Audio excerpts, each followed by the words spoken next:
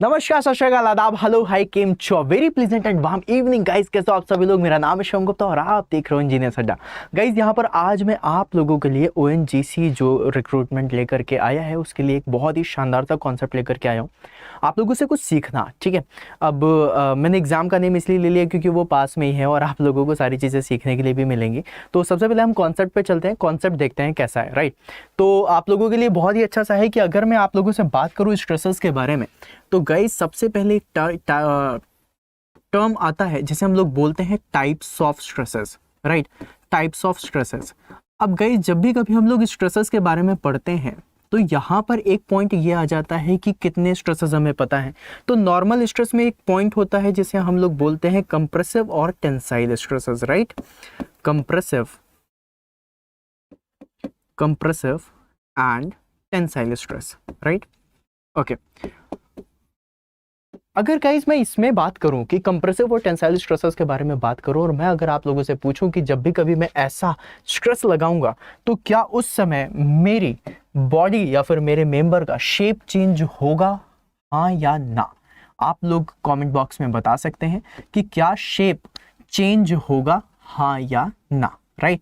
तो आप लोगों को यहां पर आंसर मिलेगा यस, यस, शेप चेंज होगा। और अगर मैं आप लोगों से पूछूं कि क्या इसका वॉल्यूम चेंज होगा, क्या इसका वॉल्यूम चेंज होगा, तो आप लोगों के पास आंसर होगा नहीं। जी नहीं सर, इसका वॉल्यूम चेंज नहीं होगा, राइट। अब आप लोगों को इसके बारे में तो पता है। अगर मैं यहां पर एक दूसरा स्ट्रेस लेकर के आ जाऊं जिसे मैं बोलता हूं शेयरिंग स्ट्रेस, राइट। अब अगर मैं बात करूं यहां पर शेयरिंग स्ट्रेस के बारे में, वैसे आप लोगों ने पढ़े नॉर्मल और शेयर स्ट्रेस के बारे में ही है, लेकिन एक स्ट्रेस और होता है उसको भी आज मैं डिस्कस करूंगा। तो शेयरिंग स्ट्रेस में भी अगर मैं आप लोगों से बात करूं कि क्या इसमें शेप चेंज होगा, तो आप बोलोगे यस, जी हाँ सर, शेप चेंज होगा। और अगर मैं बात करूं आप लोगों से वॉल्यूम के लिए कि क्या वॉल्यूम चेंज होगा, तो आप बोलोगे नहीं सर, यहां पर आपका वॉल्यूम चेंज नहीं होगा, राइट। अलॉन्ग विद दैट, अगर आप लोगों को एक नए स्ट्रेस के बारे में बताऊं, ऑल्दो आप उस स्ट्रेस के बारे में जानते हो लेकिन यूजुअली इन जनरल टर्म्स हम उसका यूज नहीं करते हैं, जिसे हम बोलते हैं हाइड्रोलिक स्ट्रेस, राइट। हम उसे क्या बोलते हैं? Hydraulic stress.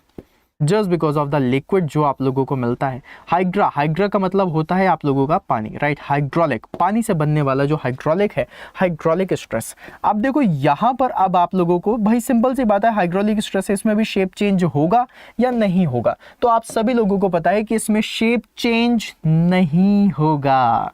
This is the trick मेरे लाल, यहां पर इसका शेप चेंज नहीं होता। And just because of this hydraulic stress यहां पर इसका वॉल्यूम चेंज होता है। यस, इसका वॉल्यूम चेंज होता है, ठीक है। हाँ, थोड़ा सा डिफरेंट है, राइट। मतलब हम लोगों ने पढ़ा हुआ है कि भाई वॉल्यूम कैसे चेंज हो सकता है। भाई सिंपल सी बात है, देखो अब मैं आप लोगों को यहाँ पर दिखाता हूँ। अगर कंप्रेसिव और टेंसाइल स्ट्रेस लगा रहा हूँ मैं और मेरे पास यहाँ पर कोई भी वर्क पीस है, ठीक है। लेट्स से मैंने यहाँ पर एक वर्क पीस ले लिया, ठीक है, और मैंने वर्क पीस ऐसा लिया हुआ है, ठीक है। अब मैं इसमें शेप चेंज करूंगा तो इसका शेप इस तरीके से चेंज हो सकता है। देखो ना, शेप चेंज हो गया, राइट। अगर मैं यहां पर एक वर्क पीस ऐसा लेता हूं, ठीक है, और इसका शेप चेंज करने की कोशिश करूं तो क्या शेप चेंज होगा? हाँ, बिल्कुल शेप चेंज होगा। लेकिन यहां पर जब तुम हाइड्रोलिक स्ट्रेसेस लगाते हो चारों तरफ से लगते हैं, और अगर मैं इसके शेप के बारे में बात करूं और मैंने इस तरीके से स्फेरिकल शेप लिया हुआ है, तो इसका स्फेरिकल शेप स्फेरिकल ही रहेगा। हाँ, वॉल्यूम जरूर चेंज हो जाएगा, लेकिन स्फेरिकल शेप है तो ये स्फेरिकल है तो ये भी स्फेरिकल हुआ ना, ये थोड़ी ना चेंज हुआ है, राइट। हाँ, इसका वॉल्यूम जरूर चेंज हो जाएगा लेकिन यहां पर इनका वॉल्यूम आपका सेम रहेगा। मैं आप लोगों को बस ये समझा रहा था, जो चीज शायद आपको समझ में आई होगी, राइट। अब इसके बाद गाइज एक पॉइंट और आता है, मैं इसको मिटा देता हूं, आप लोगों को थोड़ा सा और बता देता हूं। डिफरेंस दिखा रहा हूं आप लोगों को कि किस लेवल पे आपको तैयारी करनी है, जहां पर आप लोगों से कॉन्सेप्चुअल क्वेश्चंस भी बने, जहां पर आप लोगों का जो बेसिक कॉन्सेप्ट है वो भी क्लियर हो, और जहां पर आप लोगों को ये वाली बात भी फील आए कि हाँ जी सर, ये कुछ नया था जो हम लोगों ने सीखा, राइट। ऑब्वियसली भाई सबसे पहली चीज है हाइड्रोलिक स्ट्रेस के बारे में अगर आप लोगों से पूछा जाए तो आप लोग सिंपल जिस तरीके से नॉर्मल स्ट्रेस और शेयर स्ट्रेस के बारे में बताते हो वैसे ही हाइड्रोलिक बताओगे, लेकिन यहां पर जस्ट अपोजिट हो जाता है कि यहाँ पर शेप सेम रहता है लेकिन वॉल्यूम चेंज हो जाता है, right. Okay, Along with that, अगर मैं यहां पर आप लोगों से बात करूं इलास्टिक कांस्टेंट के बारे में, किसके बारे में बात करूंगा इसमें मैं यहां पर अगर आप लोगों से इलास्टिक कांस्टेंट के बारे में बात करूं तो यहाँ पर कौन सा इलास्टिक कांस्टेंट यूज किया जाता है, या फिर कांस्टेंट ना लिख करके मैं मॉडुलस लिख दूँ तो मुझे, नहीं इलास्टिक मॉडुलस रहने दो, इलास्टिक कांस्टेंट ही सही है। यहाँ पर अगर मैं बात करूँ तो ये क्या हो जाता है, दैट इज यंग्स मॉडुलस। हम नॉर्मल स्ट्रेस और कंप्रेसिव स्ट्रेस में कौन सा मॉडुलस यूज करते हैं, दैट इज यंग्स मॉडुलस का यूज करते हैं, ठीक है।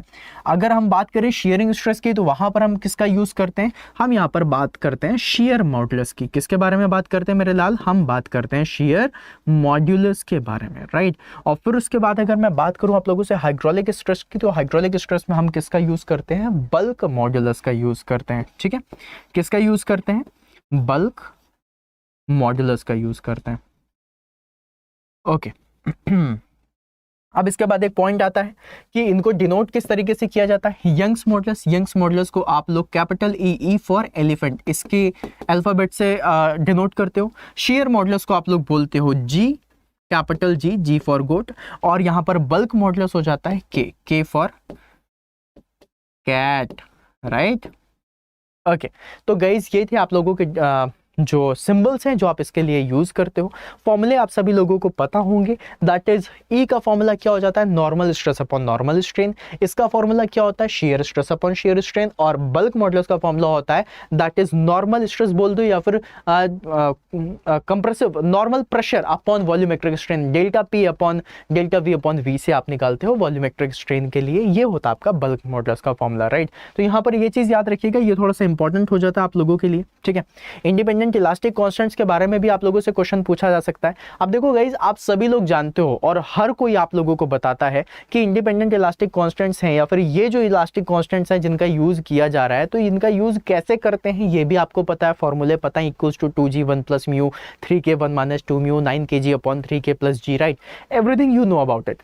बट एक क्वेश्चन आप लोगों से जरूर पूछा जा सकता है कि ई जी के म्यू इन सब का जो यूज होता है वो क्यों होता है, कैसे होता है, कहाँ होता है, ये हर किसी को पता होता है, क्यों होता है वो नहीं पता होता, राइट। तो ये एक होमवर्क क्वेश्चन है, मैंने आप लोगों को अपने जनरल सेशंस जो रोज रात को 8 बजे होते हैं उसमें मैंने आप लोगों को सिखाया हुआ है। अगर कोई बहुत ही रेगुलर स्टूडेंट होगा मेरा तो उसको पता होगा कि किस तरीके से ये जो ई जी के म्यू है ये क्यों है, क्यों हमने इनको डिफाइन करा है, राइट, क्यों हम इसके बारे में पढ़ते हैं, ठीक है, ये आपको पता होगा। अगर आप लोगों को पता है तो मुझे कमेंट बॉक्स में ज़रूर बताना कि ये जो इंडिपेंडेंट इलास्टिक कांस्टेंट्स हैं या फिर ई जी के म्यू हैं ये क्यों हैं, राइट, किस लिए हम इनका यूज़ करते हैं, क्यों हम इनका यूज़ करते हैं, इसके बारे में आप मुझे कमेंट बॉक्स में ज़रूर बताएंगे। This is your homework question, जिसको पता है वो बताएगा, अगर नहीं पता है तो मुझे वहाँ पर लिख करके बताना कि सर नहीं पता है, आने वाले सेशन पे इसको ज़रूर सिखाइएगा, राइट। और गाइज़ यहाँ पर मैं आप सभी लोगों को बता दूँ कि मैंने बस एक जैसे सबसे पहले मैंने आप लोगों को एग्ज़ाम नेम के बारे में बताया था, दैट इज़ ONGC, राइट। तो गाइज़ अब मैं आप लोगों को बता देता हूँ कि ये जो ONGC के एग्ज़ाम है, ONGC में अच्छी खासी वैकेंसीज हैं, राइट। और ONGC का जो रिक्रूटमेंट है वो आ चुका है, अभी भी आप लोगों के पास मौका है। तारीख अभी जो इसकी आखिरी है, राइट, वो है आप लोगों की 28 मई, राइट। जो 28 मई है ये आप लोगों की लास्ट डेट है, अभी भी आप लोगों के पास टाइम है, आप इसका फॉर्म भर सकते हैं। अलॉन्ग विद दैट गाइज आप लोगों को कुछ और भी बता देता हूं मैं यहाँ पर कि ONGC का अगर आप लोग चाहते हो कि ONGC की तैयारी बहुत अच्छे से हो जाए और ONGC के लिए आप लोग प्रिपेयर कर सकें, तो आप लोगों के पास बहुत सारे ऑप्शंस हैं। फॉर एग्जाम्पल आप लोगों के पास पहला ऑप्शन है कि आप ONGC बैच में भी जा सकते हैं। ONGC का जो डेडिकेटेड बैच है, राइट, डेडिकेटेड बैच है, आप उसको भी ज्वाइन कर सकते हैं, मैं अभी आप लोगों को दिखा दूंगा, राइट। डेडिकेटेड बैच भी ज्वाइन कर सकते हैं। अगर आपको लगता है कि you are going to prepare for all the examinations where SSC JEE RRB JEE JSSC JEE ONGC MP सब engineer and many examinations are there, और अगर आप सभी के लिए प्रिपरेशन कर रहे हो, so guys for that you can just avail that Mahapack batch, right. Mahapack जैसे ही एक वर्ड यूज किया जाता है ये अपने आप में ही एक बहुत बड़ा वर्ड है, राइट। महापैक जिसके अंदर क्या है, included all the batches, right, all the batches, right. तो आप सभी बैचेस का यूज़ कर सकते हैं इसमें, और सभी बैचेस को मतलब एक बार आपको महापैक में जाना है और आप इनरोल कर सकते हैं, ठीक है। मैं अभी सिखा दूंगा किस तरीके से जाना है, क्या करना है, राइट। वो तो आप सभी लोगों को पता ही होगा। और अगर आप लोग इसमें मैक्सिमम डिस्काउंट चाहते हैं तो आप लोगों को पता है कि मैक्सिमम डिस्काउंट के लिए आप लोगों को कौन सा कूपन कोड यूज़ करना है, that is Y166। This is your magical coupon code. अभी तो मैकेनिकल सूरमाज ये भी बोलने लग गए Y166 लगाओ जेई बन जाओ, राइट। तो Y166 का आप यूज़ कर सकते हैं। कैसे करना है, किस तरीके का बैच है, इसमें क्या क्या चीज़ें मिलेंगी, वो मैं अभी आप लोगों को बता देता हूँ। तो गाइज़ यहाँ पर आप लोगों को सबसे पहले जो देखना है वो है आप लोगों का, आपको सबसे पहले गूगल में जाना है। गूगल में जाने के बाद सबसे पहले आप लोगों को अड्डा 24/7 सर्च करना है। जैसे आप अड्डा 24/7 पे जाएंगे, वेबसाइट को ओपन करिएगा। वेबसाइट ओपन करने के बाद आप लोगों को यहाँ पर गेट और इंजीनियरिंग सर्विसेज में जाना है, और आप मैकेनिकल, सिविल, इलेक्ट्रिकल जिसमें भी आप उसमें जा सकते हैं। जैसे कि फॉर एग्जांपल अभी भी हम मैकेनिकल पे हैं, तो मैकेनिकल में जैसे ही जाएंगे आप लोगों को देखो एक बैच दिखाई देगा SSC JEE का, फिर आपको दिखाई देगा ये ONGC का बैच, राइट। सो गाइज यहाँ पर आप ONGC के बैच में जा सकते हो, ठीक है। ONGC के बैच में जाने के बाद आप लोगों को बता दूं गाइस कि आप लोगों को यहाँ पर बहुत सारी क्लासेस मिलेंगी। आज है 19 तारीख, राइट। अभी आने वाले आगे 23 तारीख से इसका बैच स्टार्ट हो जाएगा, राइट। इसकी जो प्राइस दिख रही है 9499, this is way too much अगर आप इस तरीके से देखते हो, but we can reduce this price by applying some coupons, right. और मैजिकल कूपन कोड आप सभी लोगों को पता है क्या है, मैं यहाँ पर टाइप करने वाला हूँ, इसको बहुत ध्यान से देख लो और इसको टाइप करना, that is Y166, Y166, right. और 166 लगाने के बाद जैसे ही आप इसको अप्लाई करेंगे, अप्लाई करने के बाद आप लोग यहाँ पर देखेंगे कि इसका जो बैच था वो जो 9499 का था वो 2184 रुपीज़ का हो गया, मतलब मात्र 2100 रुपये का। और इसमें आप तैयारी कर सकते हो गाइज। इसमें एक चीज़ और भी बोलूँगा कि फॉर एग्जांपल अगर आप किसी भी सब्जेक्ट की तैयारी करते हो, या फिर मान लो अगर आप 5 सब्जेक्ट की भी तैयारी के लिए 5 किताबें खरीदने जाते हो, तो एक किताब की कीमत कम से कम 300 से 400 होती है, राइट। और 400 रुपये की अगर तुम एक किताब खरीदते हो तो 5 किताब में ही तुम्हारा 2000 रुपये लग जाएगा, राइट। और मान लो अगर 15-20 सब्जेक्ट तुम्हें पढ़ने हुए, नॉन टेक भी पढ़ना हुआ, टेक्निकल भी पढ़ना हुआ, तो कितने पैसे खर्चे कर सकते हो। यहाँ पर तुम्हें लाइव सेशंस मिलने वाले हैं, अलॉन्ग विद दैट तुम्हें बहुत सारी चीज़ें ऐसी मिलेंगी जिसका तुम यूज़ कर सकते हो। तो you can just go and avail that batch, है ना। यूजुअली मैं आप सभी लोगों को इसके बारे में, मतलब आप लोगों ने देखा होगा कि मैं बैचेस वगैरह के बारे में आप लोगों को सिर्फ सेशन के बीच में ही बता देता हूँ, इस तरीके से पर्सनली आके नहीं बोलता। बट अगर कभी मैं आता हूँ तो मैं आप लोगों को सिर्फ वो सारी चीज़ें बताऊँगा जो मैंने अभी आप लोगों को सिखाई थी, राइट। इसी तरीके से कुछ नई नई चीज़ें सीखते जाएंगे। अगर आप लोगों को लग रहा है कि मुझे तैयारी करनी चाहिए ONGC की, अगर आपको लगता है कि शिवम सर के साथ जुड़ करके मेरे कॉन्सेप्ट थोड़ा सा अच्छे क्लियर हो रहे हैं, शिवम सर के साथ पढ़ के हमारा एक अच्छा बॉन्ड बन रहा है, so you can just join that batch. और फिर उसमें मैं मिलूँगा, सभी लोग मिलेंगे और फिर बढ़िया सी तैयारी होगी। So this was the basic concept. Code याद रखना Y166, राइट, Y166 जिसका यूज़ करना है आपको। ये कोड आप कहीं पर भी लगा सकते हैं, किसी भी बैच के लिए लगा सकते हैं, चाहे आप वो सिविल में हो, मैकेनिकल में हो, इलेक्ट्रिकल में हो, इवन बैंकिंग में हो, जहाँ पर भी आपका मन करे आप लगा सकते हैं और आप इस कोड से अवेल कर सकते हैं। बट ONGC के बारे में सोचना, क्योंकि अपॉर्चुनिटी अच्छी है, आप लोगों के लिए कंपटीशन कम होगा जिसका आप यूज़ कर सकते हैं। तो मिलते हैं फिर अपन नेक्स्ट सेशन में, तब तक के लिए बाय बाय गाइस।